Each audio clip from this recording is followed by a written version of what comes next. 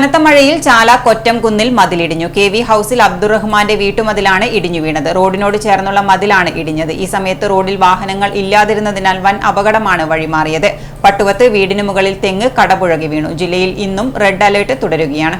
ജില്ലയിൽ മഴക്കെടുതി രൂക്ഷമാകുന്നു. മിംസ് ആശുപത്രിക്ക് സമീപം ചാല കൊറ്റംകുന്നിൽ വീട്ടുമതിലിടിഞ്ഞു വീണു. രാവിലെ മുതലുള്ള ശക്തമായ മഴയിലാണ് മതിലിന്റെ ഒരു വശം ഇടിഞ്ഞു താഴ്ന്നത്. സമീപത്ത് തന്നെ മറ്റൊരു കടയും പ്രവർത്തിക്കുന്നുണ്ട്. റോഡിനോട് ചേർന്നുള്ള വീട്ടുമതിലിന്റെ ഭാഗങ്ങളാണ് നിലം പൊത്തിയത്.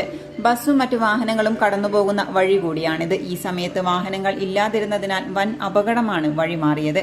വീട്ടുകിണറും അപകടാവസ്ഥയിലാണുള്ളത്. അപകട സമയത്ത് വീട്ടുകാർ പുറത്തിറങ്ങാതിരുന്നതും സമീപത്തു കൂടി യാത്രക്കാർ ആരും പോകാതിരുന്നതിനാലുമാണ് മറ്റപകടങ്ങളൊന്നും സംഭവിക്കാതിരുന്നത്. അതേസമയം പട്ടുവം പടിഞ്ഞാറേച്ചാലിൽ വീടിന് മുകളിൽ തെങ്ങ് കടപുഴകി വീണു. പുന്നച്ചേരി കാർത്തിയായനിയുടെ വീടിന് മുകളിലേക്കാണ് തെങ്ങ് വീണത്. വൈകുന്നേരത്തെ കാറ്റിലും മഴയിലുമായിരുന്നു തെങ്ങ് വീണത്. ആളപായമില്ല. വീടിന് നേരിയ നാശനഷ്ടങ്ങൾ സംഭവിച്ചിട്ടുണ്ട്.